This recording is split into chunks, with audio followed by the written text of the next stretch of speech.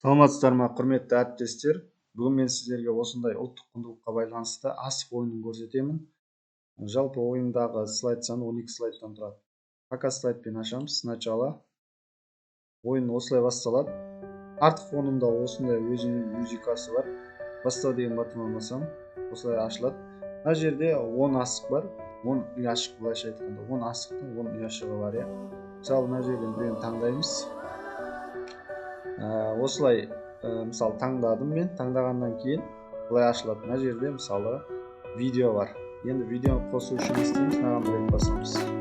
Домалай жөнеледі.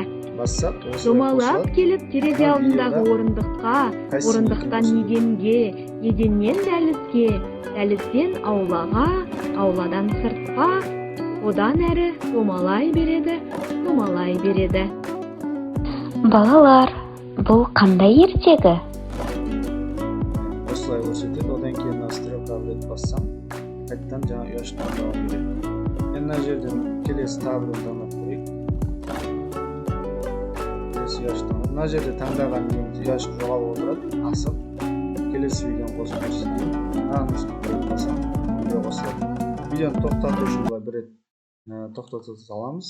Видео негізі қазір ол видео не емес, қысқа емес, нормальный видео. Мен тоқтаттым өзім.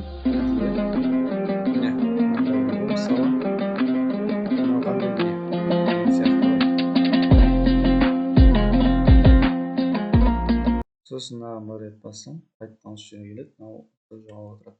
Енді бұл жердегі видеолар дайын, 10 видео дайын. Осыны алып қолдансаңыздар болады. Енді мына жерде тағам бар, би бар, в общем, домбыра бар, спорт бар, мысалы, тағамның ішіне кіреді бұл да. Сосын ойындар бар, мысалы, ұлттық ойындар. Енді бұны қалай өзгертеміз? Енді сұрақ жазу керек болса, мысалы, сіздер жай ғана видеоны алып тастау керек болады. Видеоны алып тастау үшін не істейміз? Былай алып тұрамыз. Видео мына жерінде тұр. Видеоны алу үшін былай белгілеп аласыздар. Сосын видеоны былай көшіп тастаймыз, обрезать. Мен мынаны алып тастайын. Бұл да кетеді ғой, енді бұны да өшіре салайын. Көрсетейін енді қалай өзгерту керек бәрін. Осы видеомен мынаны жоқ қылып жібереміз. Былай. Міне, видео өшіп кетті. Мынау енді бізде жай ғана анимация, бұл қолдың несі ғой. Бұл да мысалы керек емес десеңіз алып тастауға болады.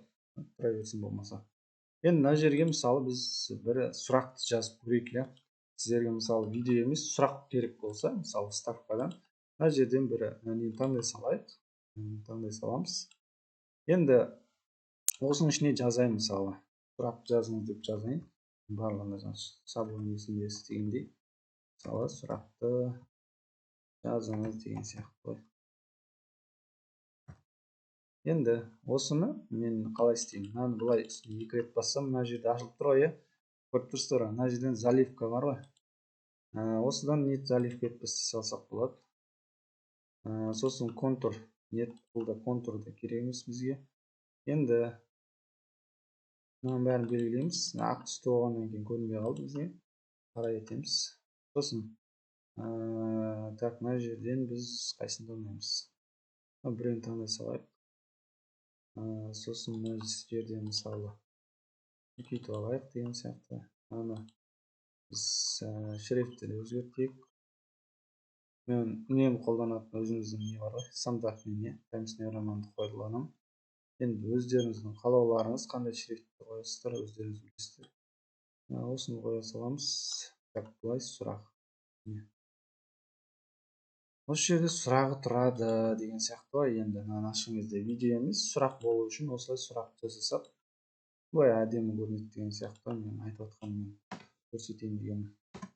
Сұрағын жазамыз. Ал енді сұрақты жазып алдық, енді қалай жауабын шығару керек, қалай істейміз деген сияқты. Болмаса тек қана сұрақ, одан кейін жауабын өздеріңіз қабылдайсыздар. Болмаса мысалы оны да қысқаша көрсетіп өте салайын. Жауабы деген керек болса бізге мынаны алып аламыз. Осындай тағы біреуін ала салайын. Енді мына жерге жауабы деп жазамын. Мынаның нелерін кейін өзгертіп, мен анимациясын қалай қолдану керегін көрсетіп өте салайын. Добавить анимация. Мынаған қоямын мысалы. Осылай келеді деген сияқты. Енді оны келу үшін бізде мынаған қоюым керек.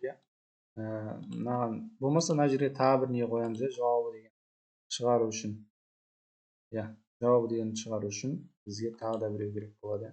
Осындай мен көбінесе қолданамын ғой. Енді мына жерге мысалы былай қойып қоя саламыз ғой. Осы жерге жауабы деп қойып қоямыз. Енді мынаған басқан кезде осы шығады деген сияқты. Қазір көрсетейін. Осыны таңдап аламыз. Жаңа соңғы қойғаным қайсы дейді, мысалы мынау ғой бізде. Енді показ слайдпен ашайын. Осындай шыққан кезде қазір шығады, көрсетемін. Міне сұрақ тұрады. Сұрақты сіз жазып қойасыз алдын ала. Сосын жауабын шығару үшін мынаған бір рет басасыз. Жауабы деген шығады. Енді оның ішіндегі дауысты мысалы қалай қоямыз, оны да көрсетіп өтейін. Премиядан эффект өтсеңіздер, мына жерінде өзінің жолы бар. Мысалы аплодисмент деген сияқты, болмаса бір барабан деген сияқты қой. Сол кезде осылай ашылады. Қазір ашылады. Сұрағы тұрады. Мынаған бір рет басамыз. Жауап шығады. Болды. Сосын келесі дегенмен мына қайтады. Стрелка барлығында бір немен істелген, гиперссылка. Мынаған келеді ғой үшін. В общем, осылай видеоны қоясыздар. Видеоны вставкадан енді оның барлығы біледі. Мына жерде видеоны ауыстыру үшін видеоны алып келіп қоямыз. Сұрақ қоятын болсақ, осылай. Міне, мен енді әдемілеп істеген жоқпын. Әдемілеп не қылып сұрағын сосын нелер істесеңіздер болады. Осы ойын ұнаса алыңыздар, назарларыңызға рахмет.